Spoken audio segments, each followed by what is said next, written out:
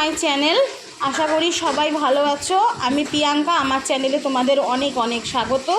আজকে আমি দেখাবো মুড়িঘণ্ট। সাধারণত সবাই আমরা মুড়িঘণ্ট করেই থাকি, কিন্তু আমি একটু মুড়িঘণ্টটা একটু অন্যরকম করেই দেখাবো আজকে।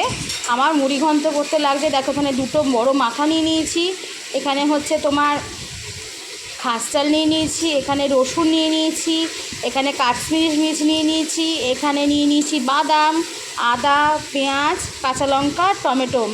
এই দিয়ে আমরা আজকে মুড়িঘণ্ট করবো। চলো মুড়িঘণ্ট করতে কিন্তু তোমার আলুর প্রয়োজন পড়ে, কিন্তু আমি এখানে কিন্তু আলু কোনো দেবো না। আর এটাতে আমি একটু বাটার ব্যবহার করব।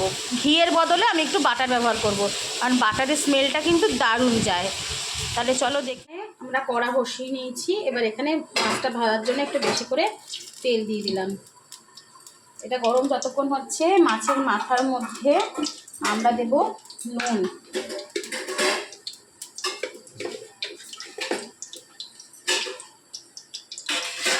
নুন দিলাম, আর দেব তোমার হলুদ,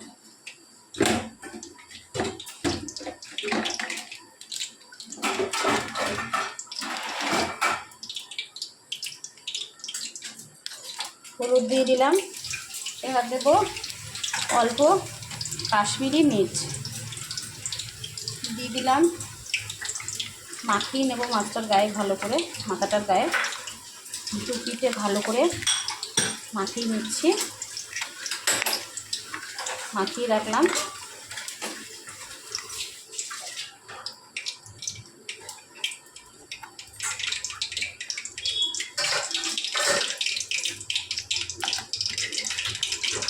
যেন নুন হলুদটা ঢোকে, এরকম করে পুরো মাখিয়ে নেব।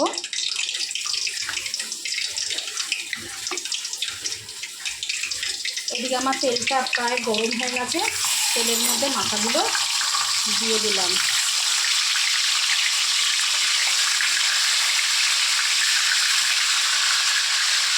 মাথাটা আমি হতে দেবো।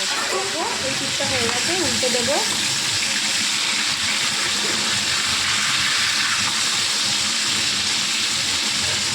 ভালো করে দু পিঠে ভালো করে কড়া করে আমি মাছটাকে ভেজে নেব। এই পিঠটা আমাদের হয়ে গেছে। আবার আমরা কিন্তু উল্টে দেবো। মাছটা কিন্তু একদম কড়া কড়া করে ভেজে নিতে হবে, নইলে কিন্তু ভালো লাগবে না। মাথা কড়া কড়া করে ভাজলেই ভালো লাগে। দেখো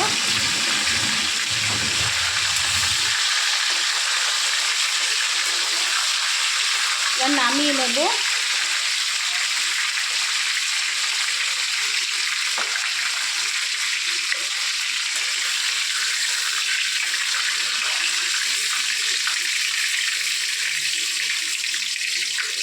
মাথাটা নামিয়ে নিয়েছি। আর এতটা তেল আমাদের লাগবে না, তেলটা আমরা একটু কমিয়ে, দেখো তেলটা আমরা কমিয়ে নিয়েছি। তেলের মধ্যে আমরা দেবো রসুন কুচি।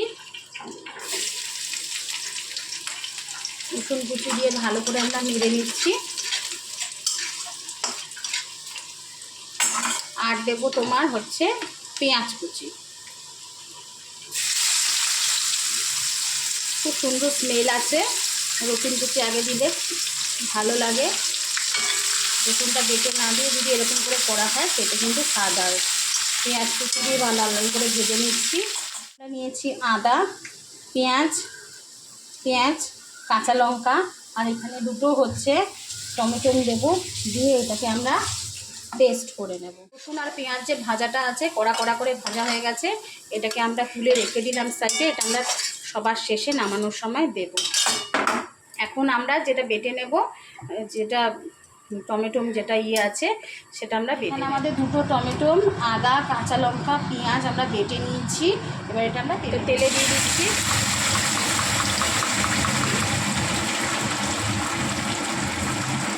এটা ভালো করে কষিয়ে নেব।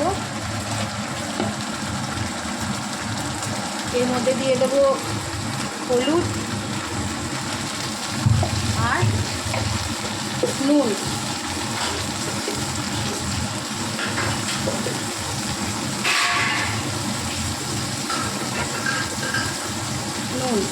দিয়ে আমরা এটাকে ভালো করে নেড়ে নেব। ভালো করে নেড়ে নেব। এখন চাল, খাস চাল নেওয়া আছে এখানে, আমাদের পরিমাণটা একটু বেশি নেওয়া আছে। খাস আঁশ চাল আর দেওয়া হবে বাদাম।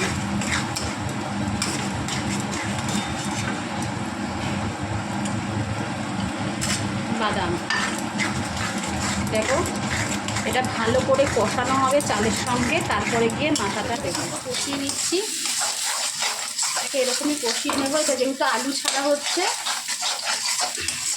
সেজন্য চালের পরিমাণটা একটু বেশি।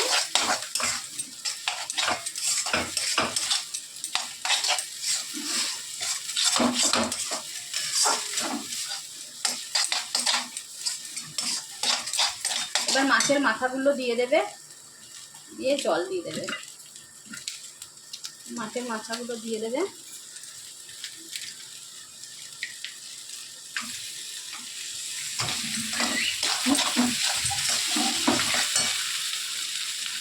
আর জল দিয়ে দেবে।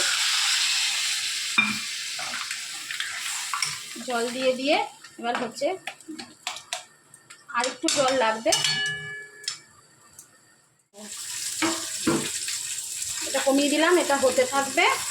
তারপরে পেঁয়াজটা আর বাটালে চলো এবার দেখে নিই কতটা হয়েছে। দেখো ভালো করে নেড়ে দিই। না, এটা এখনো অনেক হবে, অনেক হবে, অনেক হবে। এর মধ্যে আমি একটুখানি কাশ্মীরি মির্চ দিয়ে দিচ্ছি, কাশ্মীরি লঙ্কার গুঁড়ো। কাশ্মীরি লঙ্কার গুঁড়ো আমি দিয়ে দিলাম, একটু নেড়ে নিচ্ছি। এখনো অনেকটাই হবে, হ্যাঁ অনেক হবে।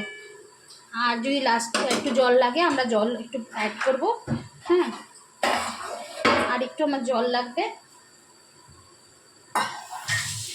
তাহলে দেখো কালারটা কি সুন্দর দেখেছো, এটা আর একটু কালারটা কি সুন্দর এসছে দেখেছো। একটু সামান্য জল আমি অ্যাড করলাম, আর একটু, এটা লাগবে জলটা। চলো চলো আবার একটু ঢাকা দিয়ে দিই, এটা কিন্তু হতে সময় নেয়। কতটা হলো, অনেকটাই হয়ে এসছে মনে হচ্ছে, দেখি। হ্যাঁ এটা আমাদের অনেকটা হয়ে এসছে। আমরা এবার একটু আঁচটাকে বাড়িয়ে দেব।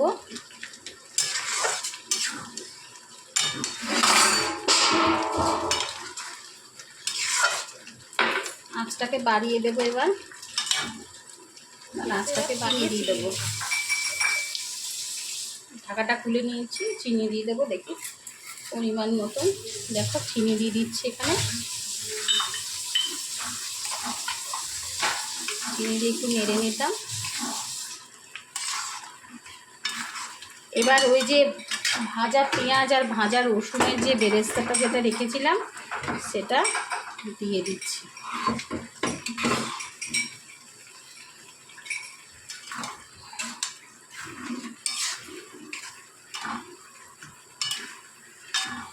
দেখো এটা আমাদের কিন্তু হয়ে গেছে। এটা গোবিন্দভোগ চালের, এটা কিন্তু এরকমই হবে। এর মধ্যে দিয়ে দিচ্ছি বাটার, বাটার দিয়ে একটু নেড়ে নেব, নেড়ে এটাকে নামিয়ে নেব। তাহলে চলো এটাকে আমরা নামিয়ে নিয়েছি। দেখো এটা কিন্তু আমাদের হয়ে গেছে। এটা ঠান্ডা হলে কিন্তু অনেকটা ঝুড়ো টাইপের হয়ে যাবে, এরকম থাকবে না, হ্যাঁ। আর এটাতে আমরা আলু দিইনি, একটু অন্যরকম টাইপের আমি করেছি এটা। আর আমার এই রেসিপিটা, মুড়িঘণ্ট রেসিপিটা কেমন লাগলো অবশ্যই আমাকে কমেন্ট করে জানাবে। প্লিজ তোমরা কমেন্ট করো। আর আমার রান্নাগুলো ভালো লাগলে অবশ্যই আমাকে সাবস্ক্রাইব করতে ভুলো না, আর লাইক দিতে ভুলো না।